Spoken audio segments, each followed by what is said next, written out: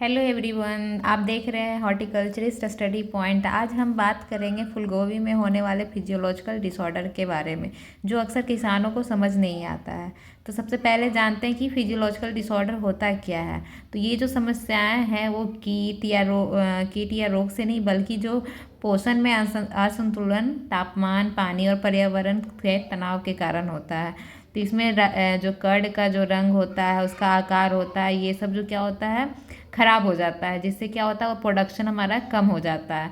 तो इसमें सबसे पहला हम देख रहे हैं कि जिसमें क्या हो रहा है, स्मॉल कर्ड हो रहा है, यानी इसको हम लोग कह सकते हैं साइंटिफिकली बटनिंग डिसऑर्डर कह सकते हैं। तो इसमें क्या होता है कि छोटा छोटा कर्ड बनता है और कर्ड जल्दी ही बन जाता है, जिससे और इसमें जो पौधा जो होता है इसमें छोटा हो जाता है। तो इसका जो कारण है वो इसमें है कि नर्सरी में जो हम लोग पौधा का स्ट्रेस हो जाना, फिर उसके बाद कम नाइट्रोजन होना, फिर अगर हम लोग प्लांटिंग टाइम अगर गलत करेंगे तो उससे भी होगा, और या तो हो सकता है कि टेम्परेचर ज़्यादा होने के कारण ये सब क्या होता है डिसऑर्डर आते हैं, जैसे बटनिंग आता है।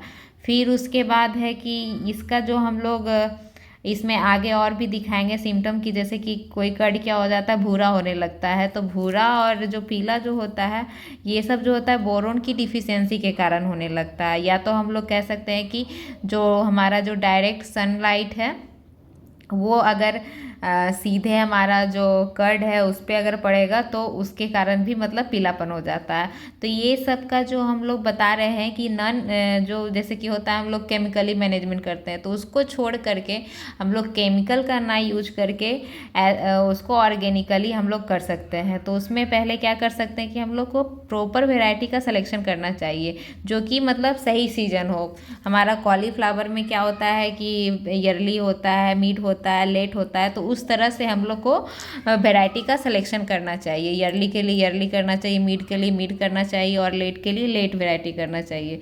फिर दूसरा क्या करना चाहिए कि हम लोग को करेक्ट प्लांटिंग टाइम, यानी मतलब सही समय होना चाहिए प्लांटिंग का।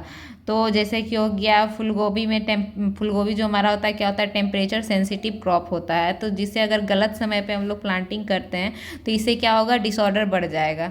जैसे इसमें देख रहे हैं कि क्या होने लग रहा है, येलोइश होने लग गया है, ब्राउनी हो गया है, फिर उसके बाद इसमें पर्पल कलर का पिगमेंटेशन है वो भी हो रहा है। तो ये सब पे हम लोग को ध्यान देना चाहिए। फिर इसके लिए हमको ऑप्टिमम टेम्परेचर कितना होना चाहिए, 15 से 20 डिग्री सेल्सियस होना चाहिए। फिर तीसरा क्या ध्यान देना चाहिए कि हम लोग को न्यूट्रिएंट मैनेजमेंट अच्छे से करना चाहिए। तो ऑर्गेनिकली हम लोग कैसे कर सकते हैं, तो बढ़िया से इसको वर्मी कंपोस्ट जैसे हो गया, फिर फार्म यार्ड मैन्योर हो गया, जीव अमृत हो गया, ये सब हम लोग यूज कर सकते हैं केमिकल का यूज ना करके। लीफ तो ब्रांचिंग ब्राउनिंग जो टेक्निक का भी हमारा यूज होता है कर क्या सकते होता हैं। है जैसे कि बोरोन जब कर्ड जो डिफिशियंसी के बनना शुरू कारण हो होता जाता है। है तो उस टाइम क्या करना चाहिए कि जो बाहर वाली पत्तियां हैं उसके ऊपर मोड़ करके उसको बांध देना चाहिए, जिससे कि सूरज की रोशनी कम पड़ेगी और वो जो हमारा जो कर्ड रहेगा वो कैसा रहेगा, सफ़ेद रहेगा और स्मूथ रहेगा।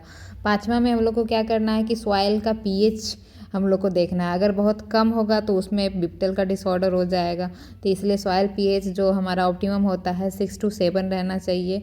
फिर उसके बाद इरिगेशन, हम लोग जो जो पानी डालते हैं तो अगर ज़्यादा पानी डाल देंगे तो उससे क्या हो जाएगा प्लांट में स्ट्रेस बढ़ने लग जाता है।